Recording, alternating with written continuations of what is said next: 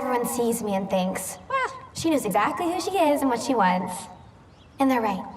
So as somebody who remembers renting Legally Blonde from a Blockbuster back in the day, I can honestly say, Lexi, you fully embody Elle Woods, like snaps for Lexi. Thanks! Snap cup! Snap cup! Did Reese Witherspoon like put you through Elle Woods boot camp? How did you nail this? I'm just envisioning like Reese with a whistle, like blowing like pink one. bend and snap harder. L-E-T-S-G-O, that's the way we spell. Let's go, let's go. Honestly, she's been so supportive throughout this entire process, which means so much because she is Elle Woods. She is Legally Blonde. She's made this movie iconic for 25 years now. What, like it's hard?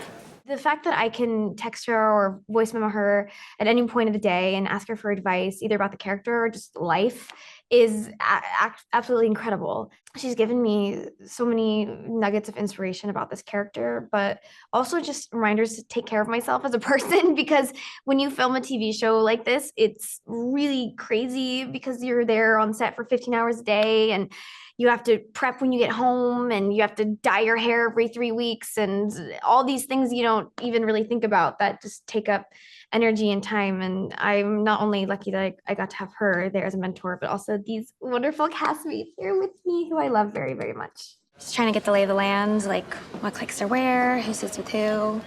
Yeah, I still feel like you're messing with me. Caroline, I'm used to asking you about vampires and superheroes, so I'm gonna start off with a nerdy question. Would you say that Elle is canon with Legally Blonde? Like, is this the official kind of? I mean, it's Reese Witherspoon sanctioned, so I assume it is. But is this? It was Reese's idea to do a show about Elle Woods in high school, and so she entrusted Laura to create the pilot and has embraced what we've come up with. So I would say yes, it's canon now. It's official. Legally Blonde has so many fans. Like, were you sort of very careful about not sort of undoing any lore or, you know, the little details? Yes, we were very, very aware of making sure everything tracked and also, I mean, set up the movie perfectly. Like there was never anything that we wanted to do that fought what people love about the movie tonally or even from a story place. It was all some stuff that we thought about of how does she end up with Warner? Who would she date before that? Like everything like that was something we talked about a lot. What? Nothing. I hate to make you choose sides, but who among us is Team Miles and who is Team Dustin? See, now you're just staring. Put my book back. I like how you didn't beat around the bush about it. No, You're you said, give what it are up. Give it up. Yeah, tell me, what do you think? I honestly, this is annoying to hear. I know it is, but we really do flip flop.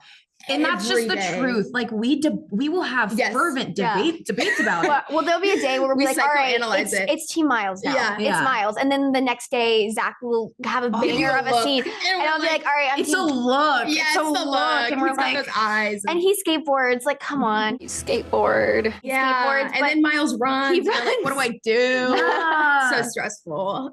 I can assume which one of you is like Team Dustin and Team Miles here. So I want to hear, why don't each of you like make your case for why Elle should be with your character? You're absolutely right about where I stand because I'm Team Miles 100%. Let me tell you why. Team Dustin Because over here, because realistically, like Dustin like treats her with this kind of initial kind of. Why, yes, you are more than welcome to sit here. Thanks for asking. I don't understand. Miles is really the only character who is open-hearted with her from the beginning in a way that I feel like is kind of important to her journey throughout the course of the entire show. And like she needed one friend. Exactly, she needed a friend in that first episode. And absolutely. Should I hate you?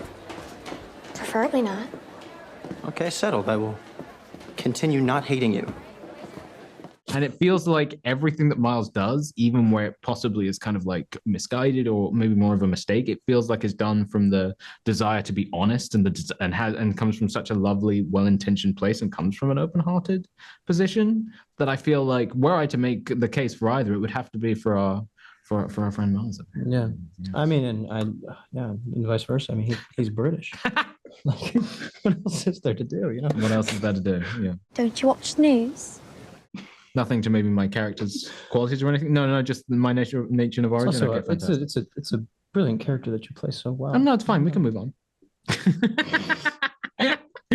I think also just a shout out to my wonderful male co-stars, Jacob and Zac. I think that they've created characters that I personally really haven't seen in a long while for these YA tropes. Obviously love triangle is very popular. As a big book talk girly and who loves a good love triangle. Yeah, book talk. Who doesn't? Team Edward.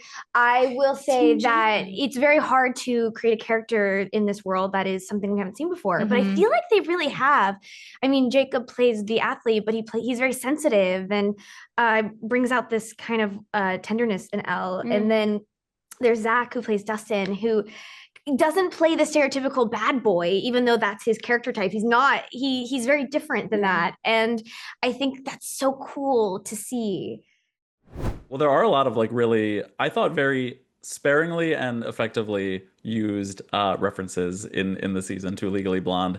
Did you have a favorite? Well, yeah, we never wanted it to just feel like pure fan service. We wanted it to feel baked into the story and like it was tied to something emotional. And so that's in the pilot, that's Bruiser showing up for the first time. Is he mine? He's yours.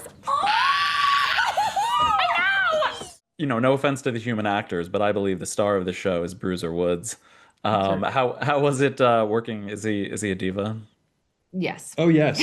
Oh yeah. No exaggeration there. Yeah, he is a diva.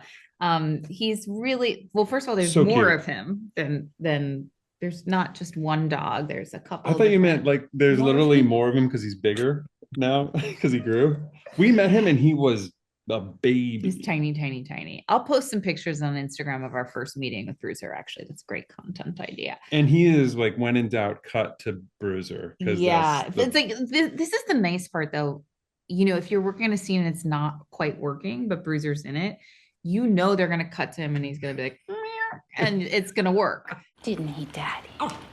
Grandfather, where did we land with that? I'm not sure, but thanks, buddy. Something that we came to in the room that I hold a special place in my heart for, because it was something that we all talked about so much and all of the writers really brought something to it, was in the movie, she has the scene where she shows up in the bunny costume and, takes a moment to feel bad about herself for 2 seconds and then immediately gathers herself and goes in and has full confidence.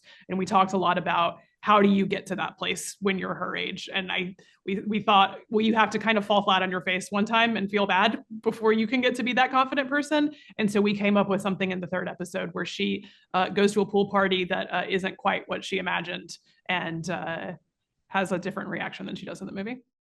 Especially for a teen drama set in the 90s, I was not expecting the whole lesbian romance subplot, and I loved that we had it. Was setting it in Seattle very helpful for that in the mid 90s? Seattle was helpful for that. I feel TV was really important to me when I was coming out. I was the only openly gay kid in my high school, and I came out when I was 15. And part of that was watching Buffy the Vampire Slayer and seeing that relationship and show that, I don't know if anyone remembers, but it was called Once and Again with Misha Barton and Evan Rachel Wood. There was an episode where the two of them admitted they had a crush on each other. And I called my best friend that night, and he was the first person that I came out to. And it's part of why I fell in love with TV specifically as a medium, and part of what made me want to be a writer. And so that was always going to be a part of this television show. I know who I am. Great. I know who you are too. Great, then we have something in common. You mean besides the fact you both have a thing for each other? I love what an ally Elle is in this relationship between the Yes. It's good. It carries over from the movie, so we love that. Yes. It's going to be tough because Kimberly's not really as out. So are you looking forward to exploring kind of the difficulties of that relationship moving forward? So much so. We did just wrap on our second season. So I'm going to speak very carefully when I tell you. We wrapped on Thursday. We wrapped on Thursday. So we're a few days out of season 2 and now going back to season 1. I remember when we filmed that epic kiss scene, we were like, wow, these characters have so much more story to tell, and they have such a beautiful relationship.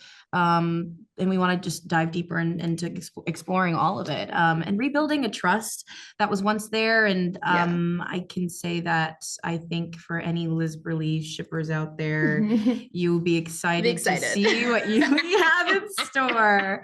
And that's pretty much all I can say about it right now. But we have so much fun bringing them to life. I couldn't ask for a better person to explore this with and a better scene partner. And like that kiss was filmed our last day. That was our wrapped scene. So it was just like the best way for us to go out after working up to it for so long. And I'm so happy you say it's an epic final moment, because that's all we wanted it to be. Yeah. Season 2, their story will continue. And we didn't want to just tell like a coming out story, because we feel like we've seen so many of those. We just wanted to do kind of our take on it. But yeah, that relationship will continue to be fraught. To put it mildly, these characters, your characters, were a little one-dimensional in the movie, and you really fleshed them out in a lot of, unexpected ways. What did you sort of enjoy most about discovering the humanity in these people? I just love this idea that, when you meet a character like you do in Legally Blonde, who's so confident and so unapologetically herself in every way, I love finding out where that came from, because the truth of most people is that it comes from somewhere. Optimism, like bone structure, is genetic. Especially with that level of confidence and belief in yourself and commitment to who you are. So it makes all the sense in the world to me that she has two parents who we get to meet in the TV show who are so obsessed with her and believe in her so much and love her so much. That's just a great story to tell.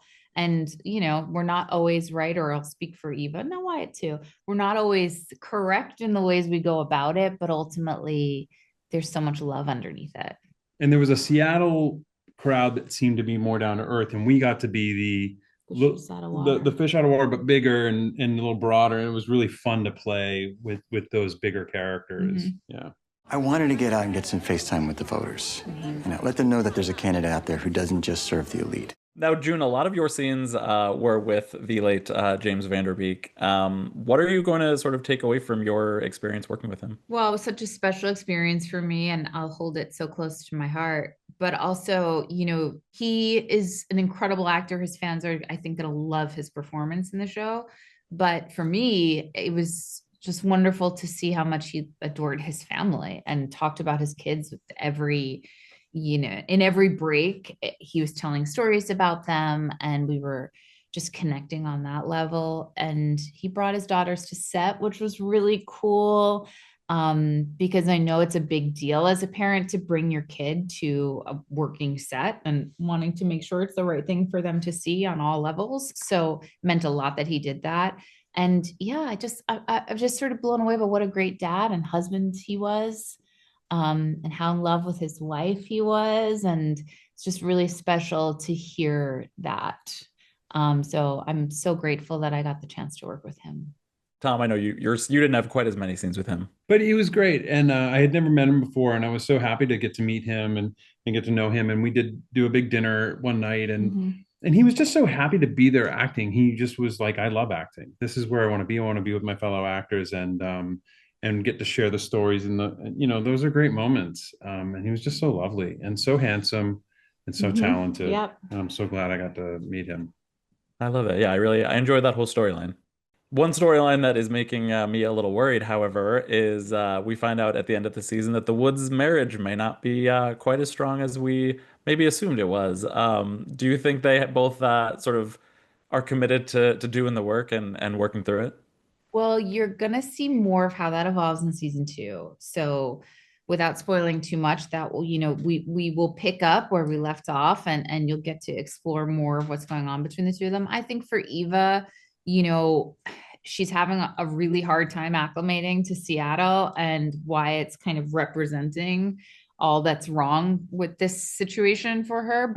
But also she's at a point in her life where she's given so much to Elle and to Wyatt, and she's looked up and wondered, what else there is for her to offer. So as much as it's a story about Elle coming of age, she's going through her own sort of coming of age journey at the same time. So we'll get to explore more of that in season 2. And part of the problem is that Wyatt has no idea that that's going on. He really isn't paying attention, and he needs to. Yes, it's such a cautionary tale. Yes. Yeah, but we'll see, but there's more to come there.